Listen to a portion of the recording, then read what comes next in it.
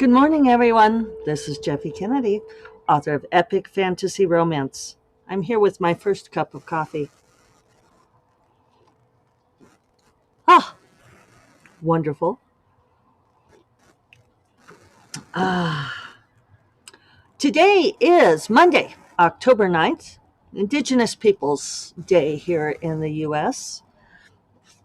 And I've got a few things to talk about. Um, Another measure that I've been doing to improve my focus and concentration that's really made a huge difference. And then I also want to talk. Oh, I got to rant a little bit about boy fantasy tropes. I'm sorry if you're not here for this. I've just got to talk about it yet again. And I also want to talk about WandaVision, as I promised last time. So, um, let's see, which one shall we do first? Let's do the in the order that I presented them. The concentration thing. So,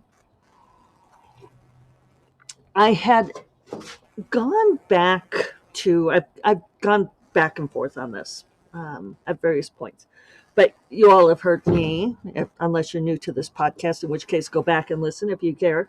um, Heard me talk about the what smartphones do to our attention span, and I had started keeping my phone on my bedside table,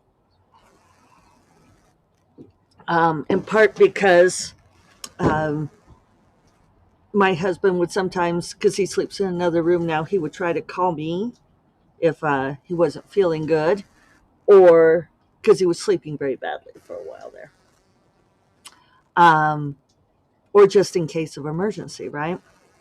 But the upshot was is that if I woke at night, I would look at my phone to see what time it is. Um, because, this is back to that same thing, right? If only there were a device that could tell us the time without having all of this other messaging. So even though my phone would be on Do Not Disturb, and I've got like my husband and my mom on emergency breakthrough, my stepsister, just in case, a few other people. Uh, I would like undisturb it just to see if messages had come in. And sometimes they would have, and I would look at the messages. And sometimes I would even flip over and look at Instagram, which I'm sure makes the meta people beyond happy, because nothing like being in a sleepy state where your subconscious is nice and soft and sticky for them to like insert suggestion.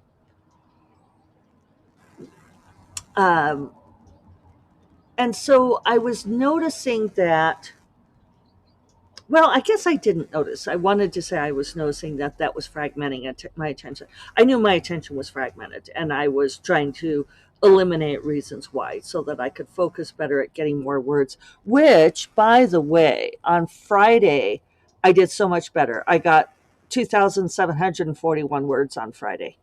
Um, and I didn't have a great week last week, but I still got 6,799 words.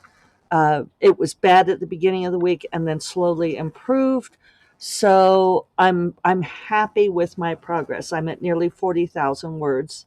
I mean, nearly. I'm at 37,751 words on Twisted Magic. Not as far as I need to be, but doing better. So towards the end of last week, I started putting my phone in the bathroom, which is not far away. I can still hear it if it rings. And I just leave it plugged in there. And that way I can't pick it up on my bedside table. And it makes such a huge difference because, we all surface briefly throughout the night. The real trick is what do you do when you surface, right? What do you do in order to go back to sleep? Um, and not having my phone to look at makes a big difference. To see what time it is, because I have like no innate sense of time, and I always want to know what time it is when I wake up, which my husband used to give me all kinds of shit for. He's like, "Why do you need to know?" And I'm like, "I need to know if it's time to get up yet.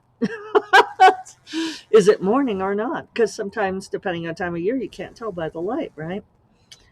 Uh, so I have my Kindle Paperwhite there, and that only does reading, right? Only does books, and I put it on dark mode, and I can turn it on and see the time. It's made such a huge difference. Wow, has it made a difference? I want to say more than anything else I've done, but I imagine it's a cumulative thing. So highly recommend. I also, by having it in my bathroom, I can't. What happened? Killian's out here with me. By having it in the bathroom, I can't look at it before I go to sleep, which is something else I was doing. I was like watching Instagram reels of Big Bang Theory, which I haven't ever watched the show. I've tried watching the show a couple times, only the first episode. I probably have to give it more time, but I like watching the reels. But I would do that, and then my mind would be stimulated before I went to sleep. And so now with the phone in the bathroom, I instead read on my Paperwhite or read a paper book with the light on. I immensely prefer reading on the Kindle Paperwhite with the lights off and in dark mode, and then I just get very sleepy. So, but I remember having a conversation with some people online a while back where this one guy was talking about how badly he sleeps. And he was running like this, some sort of server, computer server. And I told him, like in the last hour before you go to sleep and so forth, you should consider turning off all your devices. It was some kind of game server thing. And I said, and allow yourself to wind down because we all know about the effects of like, the blue light from the screens and the mental stimulation and all of this. And he said, well, I can't possibly do that. He said, because, I manage this thing that's all around the world. I have to be on it all the time. So it turns out like he was sleeping in his game chair and like waking up like all through the night and checking the servers and all of this kind of thing. It's a recipe for terrible sleep. And there was another gal involved in the conversation. And when I'd said, you should do that, she says, well, I can't do that because, and I was saying it worked for me. And, and then of course I developed bad habits over time, but I'm getting good again. But she said, well, because I have to record my steps at the end of the day. And I said, well, why can't you write them on a piece of paper? And she was like, "Rah, rah, rah, rah, rah." And it's all a matter of these choices we make. Um, and I get it. There's, like in some ways it's handy to have my phone on the bedside table, but it's also not good for me. And so I have to make those choices. So anyway, one thing I've been doing over the weekend is cleaning out my Kindle. I've been in kind of a reading slump. And readers talk about being in reading slumps all the time. And I don't want to dunk on Kindle Unlimited because I feel like I do sometimes. But I mean, obviously, I am a self-publishing author. I, would not have the be able to make a living. Uh, Although now that I've got a big book deal, it made it a lot easier. But self-publishing has kept me alive. Uh, a lot of people I know are very good self-publishers and produce very good quality work. But I read several self-published books in a row that were not wonderful. And I think that they were not well written. Gosh. And I know that it's not a requirement. I read this one book that it had a great story, but it was so poorly written that I just like couldn't even. And I think you all know that I am not much of one to really get into is it good or is it bad? I think there's a lot of variations and I think people are counting different things. And you all know that I, get mad like when Stephen King says that Stephanie Meyer can't write, and it's like, well, I'm trying not to use the F bomb on this podcast anymore now that I'm monetizing. So, but you all know exactly what I think, right? If you're on video, you caught that. Um, but oh, I just I have so many. self-published books on my Kindle, Kindle Unlimited fantasy romances that I've picked up through various freebie things, and some of them are just not very well written. And I think I need to get faster about clicking through instead of making myself read them. Um, I'm also reading, and I feel like I can just, I would not have said this if she were alive, but I recently discovered, I didn't realize that Anne Rice had written a fourth beauty book. So I found those books, that originally beauty trilogy, erotic fantasy stuff.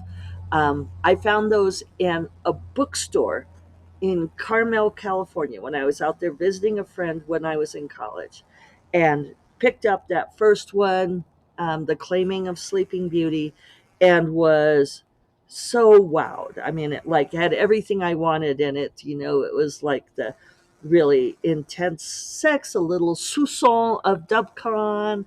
Uh, it was, fabulous. And I love that trilogy. And so apparently she wrote a fourth in 2015 called Beauty's Kingdom, which I don't know, it's just gotten written all over it in invisible ink that only industry professionals can read.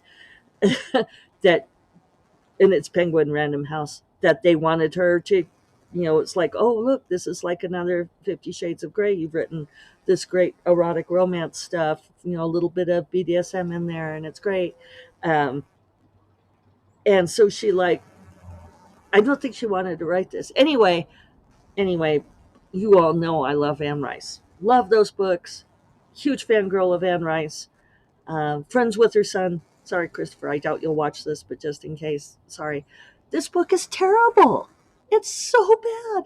It's terrible. And she's spending a whole lot of time like walking back all of the things from the original series, like, oh, that it's not really non consent. There's so much stuff about consent. And, um, oh, and it's just the intensity isn't there. Everything that I loved about the original series isn't there, and it's like I keep kind of reading it, but ugh, disappointing. So I had several disappointing things in a row, and I was trying to, you know, I've got so much stuff on my Kindle, and I was like going back. I've not kept up. Some of you know that I have my spreadsheet that's my to be read, and I've not kept up with that, which is unfortunate because that used to be a good way for me to figure out what to read next. So now I've just sort of been going through and finding things, and trying them.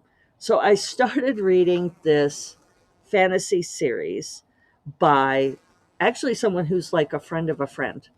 And I had read one of their other books, uh, that was more recent. And somebody had suggested to me, oh, you should read their, and I'm going to go ahead and commit to him because it's a guy and this is so boy fantasy.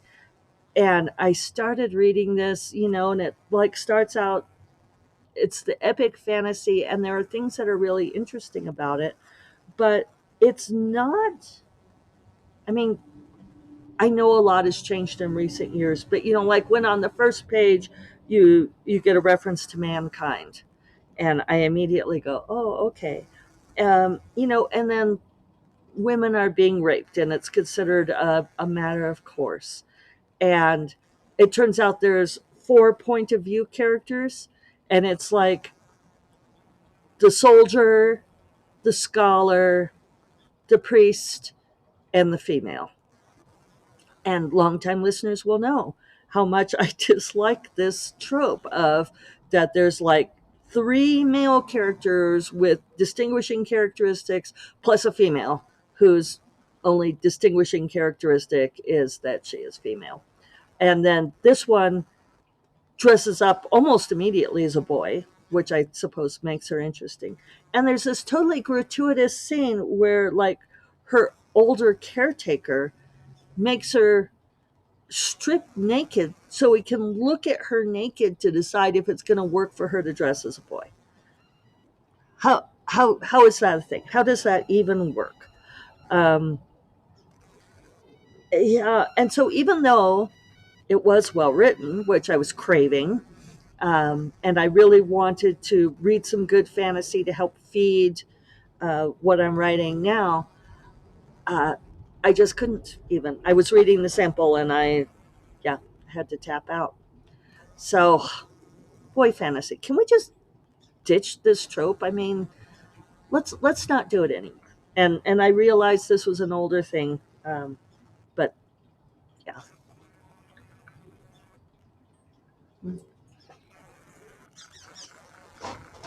So I know I'm probably preaching to the choir here because none of you are going to do this, and the people who do it aren't going to listen to my podcast. But if we can change one fantasy writer out there, anyway, if you've got good book recommendations, let me know. Um, but I just got to have stuff. I hate saying this, but it's got to be stuff that's well written right now. Uh, I'm just at that place. Particularly fantasy. If you've got good fantasy, epic fantasy that is not boy fantasy and um, doesn't do those, like what I know everyone's been over this. Like, surely men can write women. Some of them can do it well. And I know that even in this author's more recent work, the women were not well drawn, and so I don't know. Are women people? Hard to say. On to happier news. Let's talk about WandaVision. I resisted watching WandaVision, and I think it was Jim Sorensen who told me that I would really like it, and it was a great call. I thought WandaVision was freaking brilliant. I loved it. I was not sold on the idea of it being like, I knew that they were doing like old TV shows, and those first couple of episodes, yeah, I'd gotten the advice that you really have to stick with it because you don't really know what's going on. And I was trying to do it spoiler free so that I could enjoy the evolution of the story.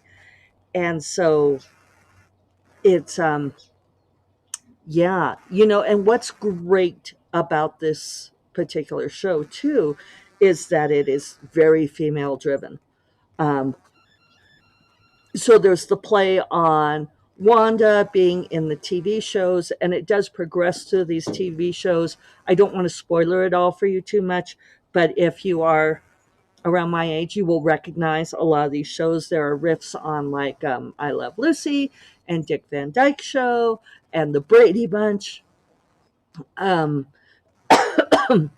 and it's Wanda and Vision, so it's Wanda Television, but also Wanda plus Vision.